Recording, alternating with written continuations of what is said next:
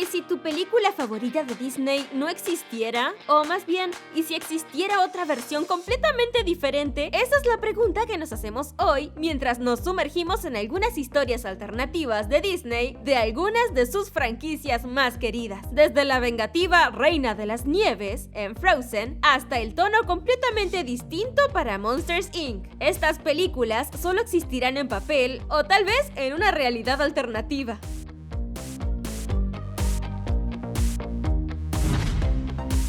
En primer lugar, tenemos que hablar sobre la legendaria película El Rey León. No, esa no.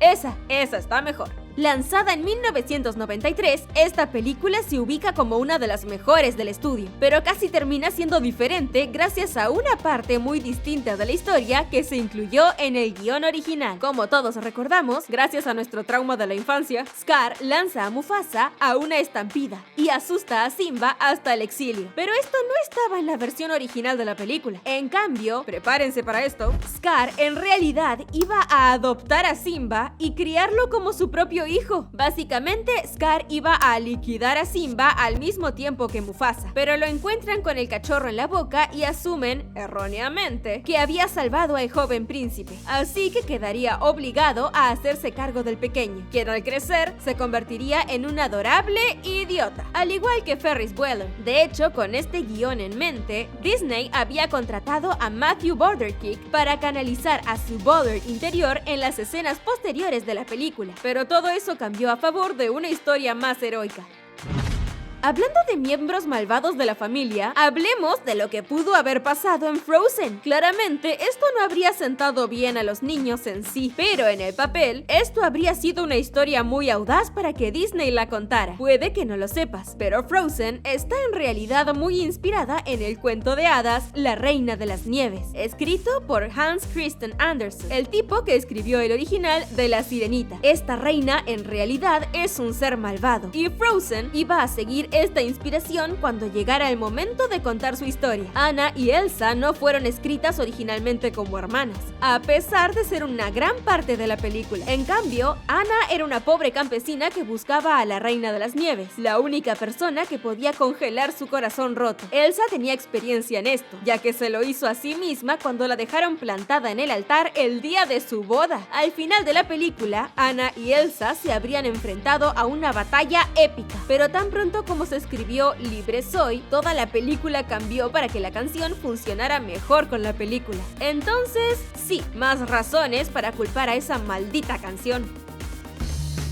Pensando en la nieve y el frío de Frozen, veamos qué pasó en la bulliciosa metrópolis de Zootopia. Esa película fue un gran éxito, pero su resultado no era la dirección original que seguía el estudio. Vieron algo grandioso en el personaje de Nick Wilde, por lo que nos debería sorprender que la versión original de la película lo tuviera a él como protagonista en lugar de a Judy Hopps. En esta versión, los depredadores son considerados una amenaza para la sociedad y deben usar collares que les impiden intentar comerse a otros animales de la ciudad. Cada vez que un depredador se enoja demasiado o se vuelve demasiado agresivo, recibe un shock. Cuando Nick va a visitar a su médico, naturalmente tiene que quitarse el collar para el control. Es ahí cuando tiene una tremenda sensación de libertad. Con esa epifanía decide abrir y administrar un parque de diversiones ilegal llamado Wild Times, un refugio para que todos los depredadores pasen el rato y sean libres sin sus collares. Oye Disney, ¿ya tienes el guión? ¿Qué estás esperando para hacer una secuela o una precuela? Continuando, esta próxima es cortesía de una de mis películas favoritas de Pixar, Monsters Inc. Para impulsar el mundo de los monstruos, muchos de estos seres espeluznantes trabajan en la fábrica de miedo, donde los gritos de terror de los niños se convierten en electricidad para convertirlo en energía. Pero todo esto cambia cuando el principal asustador de la fábrica entra en contacto con un niño. Pero nada de esto estaba en el tono original de la película. En cambio, íbamos a seguir a un hombre humano de 30 30 y tantos años. Este tipo en particular todavía estaba atormentado por los monstruos debajo de su cama desde su infancia. Lo que es aún más interesante, al estilo típico de Pixar, es que cada uno de estos monstruos en realidad representaba algún tipo de trauma personal que el hombre había encontrado en su vida. Para hacer que los monstruos se fueran de una vez por todas, el hombre iba a tener que enfrentarse a estos monstruos en lugar de asustarse por ellos. Honestamente, parece tener más en común con Intensamente que con la versión final de Monsters, Inc. ¿Les gustaría que Pixar eventualmente explorara esta idea como guión? ¿O la versión actual de Monsters, Inc. es la definitiva para ustedes? Comenten en los comentarios. Ahora, si quieren algo extraño, vamos a hablar de Alicia en el País de las Maravillas. No importa si están mirando la versión animada o la de actores, las cosas se vuelven un poco extrañas en este país. Por supuesto, es el punto. Pero, ¿y si no fuera así? Esta adaptación cinematográfica fue escrita por Aldous Huxley, el tipo que escribió Un Mundo Feliz. Era titulada Alicia y el misterioso señor Carroll. La premisa nos recuerda a una mezcolanza entre Christopher Robin y la película Escalofríos de Jack Black. La película sigue al autor verdadero de Alicia en el País de las Maravillas, Lewis Carroll, y una versión real de Alicia. Básicamente, el dúo ha terminado con personas que intentan decirles cómo vivir sus vidas y deciden deshacerse de la sociedad convencional. La película iba a ser una mezcolanza entre acción en vivo y secuencias animadas. Finalmente, Disney decidió que esta versión de Alicia era demasiado literaria. Esto fue en la década de 1940 y sin embargo, a pesar de lo innovador que suena el guión, el estudio ha optado por no hacerlo, realizando dos versiones de live action con Tim Burton y Johnny Depp. Mencioné que Monsters, Inc. es una de mis películas favoritas de Pixar, pero mi favorita de todos los tiempos es la primera de Toy Story, pero la versión que conocemos, porque la original... Bueno, digamos que no creo que me gustara mucho. En la que conocemos, Woody era solo un poco grosero, ¿no? Era celoso, controlador y enojón, pero igual nos agradaba lo suficiente como para apoyarlo por ser tan apasionado. Pero el guión original, trató a Slinky como su propio esclavo personal y a menudo intimidaba a los otros juguetes para que hicieran lo que él quería hacer. Cuando llegó el momento de deshacerse de Buzz en la película, las cosas se salieron de control y el señor Lightyear salió volando por la ventana por accidente. Pero no es así en el corte original. En esta, Woody lo arrojó voluntariamente por la ventana. Esto hace que el resto de los juguetes se rebele abiertamente contra el gobierno tiránico de Woody. Háblame de una obra oscura y brutal. Y esa fue también su primera película. No creo que Disney hubiera vendido muchos juguetes si esto hubiera salido a la luz.